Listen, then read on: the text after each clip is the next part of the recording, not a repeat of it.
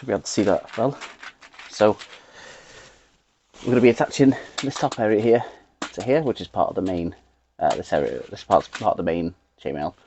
You didn't see it in the video because I was sitting down last time, but I've done the back and the front of the chainmail. I just haven't joined it with the middle.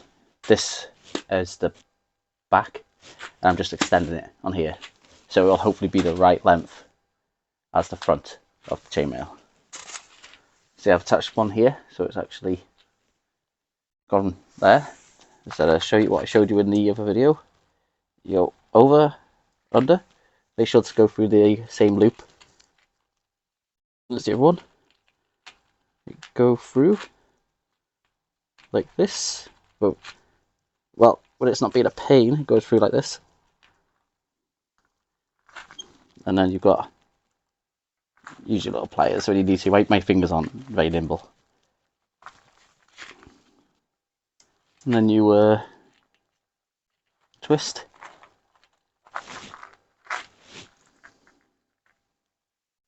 Attach it. And there you go. You see how we've got, like, that's a lot to go through. But we go through. I say when I say it is that when you're doing your chainmail, make sure you've got like an audiobook on, or say like your TV series, a long one.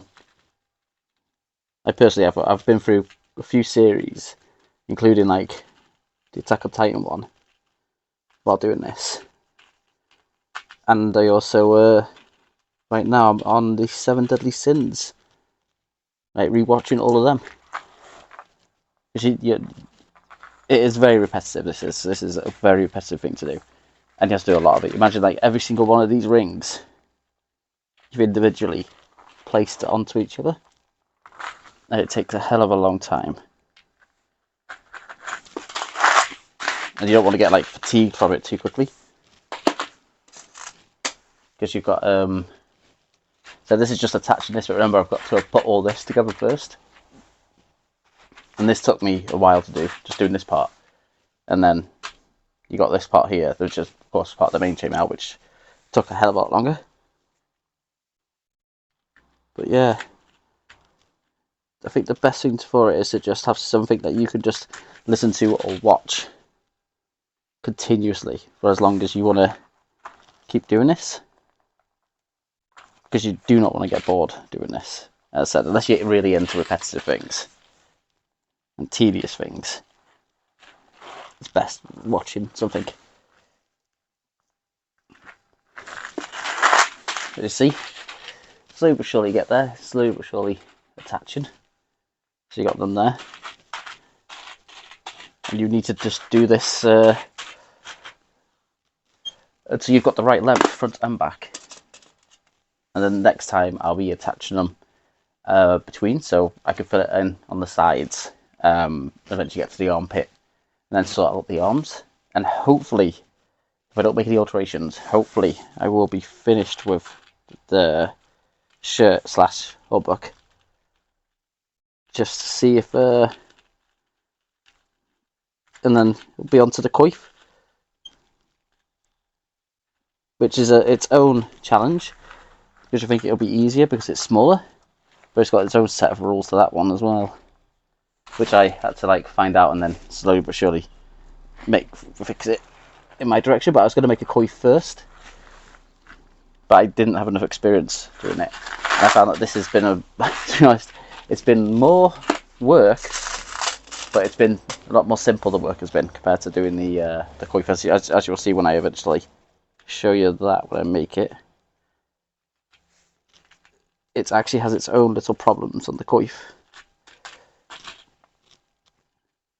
I mean, but probably some people find it a lot easier to do the coif than the actual mail. But I found that this won't be fitted.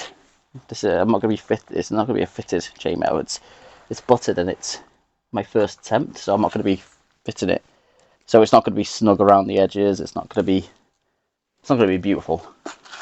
It is literally just going to be a chunk of metal that can stop me from being, slashed and stabbed by thicker blades. I know the chances of someone trying to fucking stab me with something or slash at me with something is very low. One reason is because I don't go out my house. But what's it called? Yeah, I think what's it called?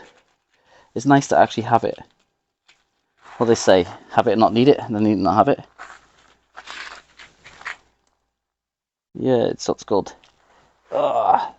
When I've done doing the buttered stuff, I am eventually going to go get the riveted. Get some riveted mail and start making some of that, because that's the main thing I want. That's just, that is going to be amazing to do a riveted stuff. That's like a whole different level. Oh, yeah, just mentioned, as you can see on mine, it's still galvanized, still got the zinc coating on it, because I haven't removed it because I knew that this was going to take a long time to do, because my first one. I did it. Once you remove the zinc, you need to be able to oil it up, because obviously it is steel. It is going to get rusty when you leave it. Say if you just, like I did, I just dropped it down for a few weeks to a month. Didn't continue with it. Yeah, I'm back to doing it again. But if you just left it like I did, and it didn't have the zinc coating, it would actually have rusted, I think.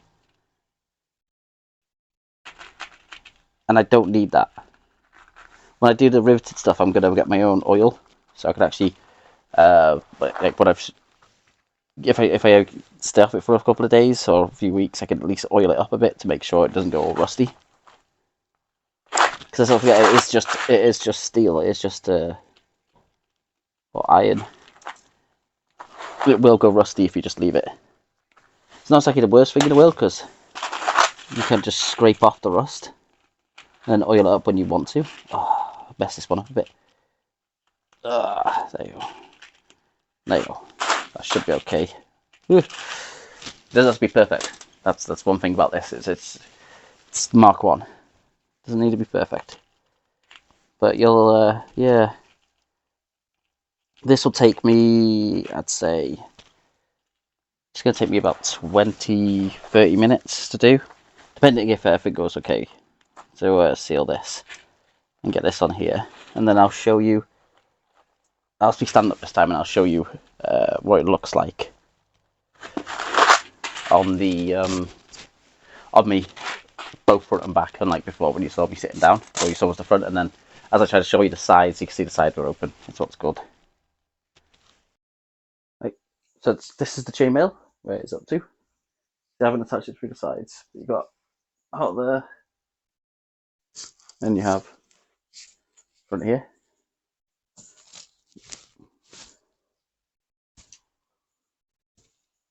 So I see I still need to put some length into this one compared to this one. It does not. It's not reach there, so I have to put it further down. It goes just above my knees, so I'll have to extend it so I can at least get that out of it without. That's gonna take a while. If I get stuck, so I can at least get that mobility out of it. Yeah, this is the where it is now. You see, the gaps aren't actually that big. I was testing it. You can't. You'd have to have such a thin pointy knife to get through them. They're actually quite dense, because they're 8 millimeters air diameter and 2 millimeter thick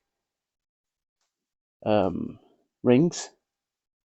So you got quite a. I think you have like 2 millimeters of gap maybe between the rings, somewhere near that. And the weight is, when it's all fully done, will not be desirable. After I do the coif, I'll be doing the coif the same ring diameter, I think, but I think after I do this one, maybe 1.5 millimeters of chain thickness, 6 millimeter size chains. This I'm going to do another butted one. Otherwise, I think I'm going to do the.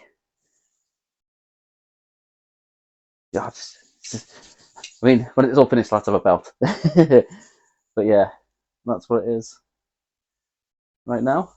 But I said soon I'll have it sealed, so all this side bit will be done. I've already tested the length of for the arm on this.